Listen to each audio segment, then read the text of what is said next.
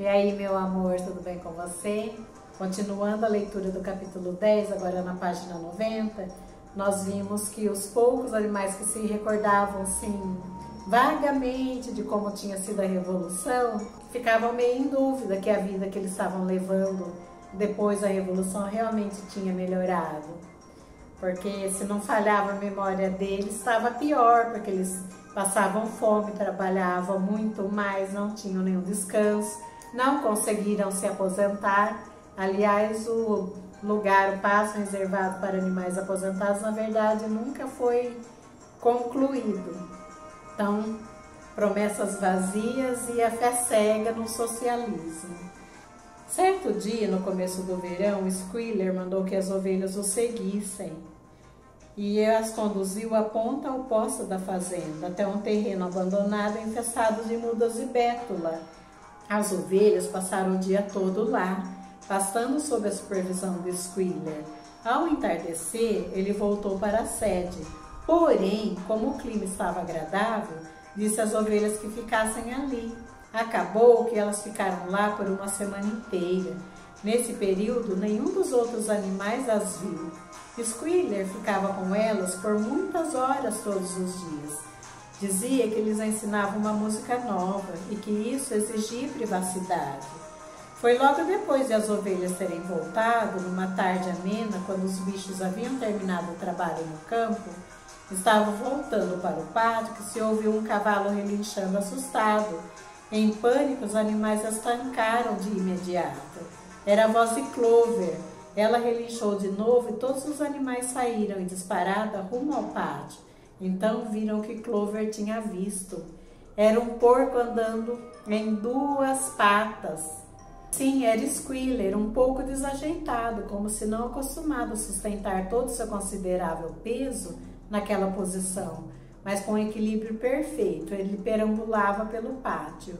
Em um instante mais tarde, a porta da fazenda se abriu e uma longa fila de porcos, todos andando nas patas traseiras.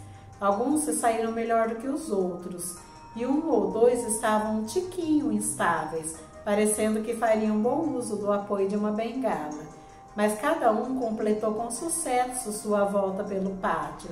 Por fim, houve um latido tremendo dos cachorros, um cocoricar esganiçado do galo preto, e lá veio o próprio Napoleão, e majestosamente ereto, lançando olhares altivos de um lado para o outro, enquanto seus cães davam piruetas ao redor. Fez-se um silêncio mortal. Assombrados e apavorados, agrupando-se em desordem, os animais observaram a longa fila de porcos marchando lentamente pelo pátio.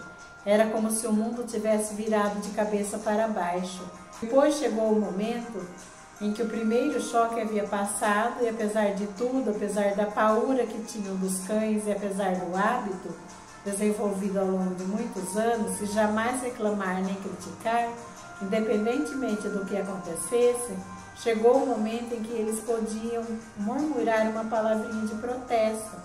Mas bem nesse instante, como se obedecendo a um sinal, as ovelhas irromperam em um balido poderoso. 4 pernas bom, 2 pernas melhor, 4 pernas bom, 2 pernas melhor, 4 pernas bom, 2 pernas melhor. Aquilo continuou por 5 minutos sem parar, e quando as ovelhas por fim se calaram, a oportunidade de verbalizar algum protesto tinha passado, pois os porcos haviam marchado de volta para a sede. Benjamin sentiu um focinho se esfregando em seu ombro. Ele virou a cabeça, era Clover. Seus velhos olhos pareciam mais opacos do que nunca. Sem nada dizer, ela o puxou de leve pela crina e o levou até a parede traseira do celeiro, onde estavam escritos os 7 mandamentos. Por 1 minuto ou 2, eles ficaram imóveis em frente à parede preta com o letreiro branco. Minha vista está falhando, ela disse por fim. Mesmo quando era jovem, eu não conseguia ler o que estava escrito ali. Mas agora me parece que a parede está diferente. Os 7 mandamentos não são os mesmos de antes, Benjamin. Pela primeira vez, Benjamin concordou em quebrar sua regra e leu para ela em voz alta o que estava escrito. Agora não havia mais na parede nada além de um único mandamento. E ele dizia: todos os animais são iguais, mas alguns animais são mais iguais do que os outros. Depois disso, não pareceu estranho que no dia seguinte os porcos que supervisionavam o trabalho na fazenda levassem todos um chicote. Não pareceu estranho saber que os porcos haviam comprado equipamento sem fio para si próprios e planejavam instalar um telefone e tinham feito assinaturas das revistas O Touro John e Fofocas Picantes no jornal Daily Mirror. Não pareceu estranho quando Napoleão foi visto passeando pelo Jardim da Sede com um cachimbo na boca e ninguém protestou, nem mesmo quando os porcos tiraram dos armários as roupas do Sr. Jones e as vestiram. Napoleão então surgiu de casaca preta, calças curtas, perneiras de couro, enquanto sua porca favorita usava o vestido de seda azul que a Sra. Jones costumava colocar aos domingos. Certa tarde, uma semana depois, uma boa quantidade de charretes se dirigiu à fazenda. Uma comitiva de fazendeiros vizinhos tinha sido convidada a fazer um giro de fiscalização. Eles inspecionaram a propriedade de alto a baixo e expressaram enorme admiração por tudo que viram, em especial o moinho. Os bichos estavam capinando o campo dos nabos, trabalhavam com diligência, mal levantando a cabeça do solo, sem saber se deviam ter mais medo dos porcos ou dos visitantes humanos. Naquela noite, altas gargalhadas e rompantes de cantorias chegaram da sede. O som de todas aquelas vozes misturadas despertou a curiosidade dos animais. O que poderia estar acontecendo lá, agora que pela primeira vez bichos e seres humanos se encontravam em igualdade de condições? De comum acordo, eles começaram a se aproximar o mais silenciosamente possível do Jardim da Sede. Junto ao portão, estancaram meio receosos de continuar, mas Clover os liderou para dentro. Avançaram pé ante pé até a casa. Os animais que tinham altura suficiente para isso espiaram pela janela da sala de jantar. Ali, ao redor da grande mesa, estavam sentados meia dúzia de fazendeiros e meia dúzia dos porcos mais eminentes. Napoleão à cabeceira no lugar de honra. Os porcos pareciam totalmente à vontade nas respectivas cadeiras. O grupo se divertia jogando cartas, mas a partida foi interrompida naquele instante para que pudessem fazer um brinde. Uma grande jarra circulou e as canecas foram reabastecidas com cerveja. Quem reparou nos rostos curiosos dos animais que espreitavam pela janela? O Sr. Pington de Foxwood tinha se levantado segurando a caneca. Dali a instantes, ele disse, pediria ao grupo que fizessem um brinde. Isso, porém, diria umas poucas palavras que sentia tinha o dever de falar. Era motivo de grande satisfação para ele, começou, e com certeza para todos os demais presentes, sentir que um longo período de desconfianças e equívocos tinha agora chegado ao fim. Houvera uma época, não que ele ou alguém do grupo ali partilhasse tais sentimentos, mas houvera uma época em que os responsáveis proprietários da fazenda dos animais tinham sido considerados, ele não diria com hostilidade, mas talvez com algum nível de suspeita por seus vizinhos humanos. Incidentes infelizes haviam acontecido e ideias enganosas circulado. Sentia-se que a existência de uma fazenda pertencente a porcos era de algum modo anormal e passível de provocar efeitos desestabilizadores na vizinhança.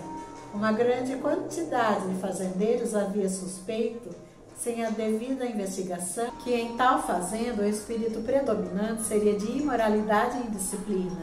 Eles tinham se incomodado com a influência disso sobre seus animais e até mesmo sobre os empregados humanos. Mas agora todas aquelas dúvidas tinham se dissipado. Hoje, ele e os amigos inspecionaram cada canto da fazenda dos animais com os próprios olhos. E o que viram? Não apenas os métodos mais atuais, mas também uma disciplina e uma ordem que deveria servir de exemplo a todos os fazendeiros. Ele acreditava estar certo ao afirmar que os bichos inferiores da fazenda dos animais executavam mais trabalho e recebiam menos comida do que quaisquer outros do condado. Na verdade, ele e os amigos visitantes tinham observado muitas características que pretendiam implementar imediatamente nas respectivas fazendas. Quer dizer, eles perceberam que os animais trabalhavam muito, comiam pouco e morriam de medo do senhor Napoleão e também dos outros porcos. E eles iam implementar isso nas fazendas deles, iam também implementar o trabalho escravo nas fazendas dele. Vocês repararam uma coisa, que quando eles estavam sob supervisão, eles não se atreviam nem a olhar o que estava acontecendo ao redor? Por quê? Porque eles também sofriam de ameaças e censuras, tinham medo, assim como acontece hoje, né? É impossível expressar a sua opinião ou protestar uma opinião contrária sem ameaça de ser preso. Tá lá os patriotas, o 8 de janeiro, para provar isso. Pais de famílias e idosos que foram condenados sem mesmo julgamento. Pessoas que têm a ficha limpa, condenados a 14, 17, 20 e tantos anos de cadeia sem nunca ter cometido um crime, apenas por expressarem a sua opinião. E vemos traficantes, líderes de facções criminosas sendo libertos e até mesmo seus bens materiais sendo devolvidos, dinheiro produzidos através do tráfico de drogas sendo devolvidos com juros e correção monetária.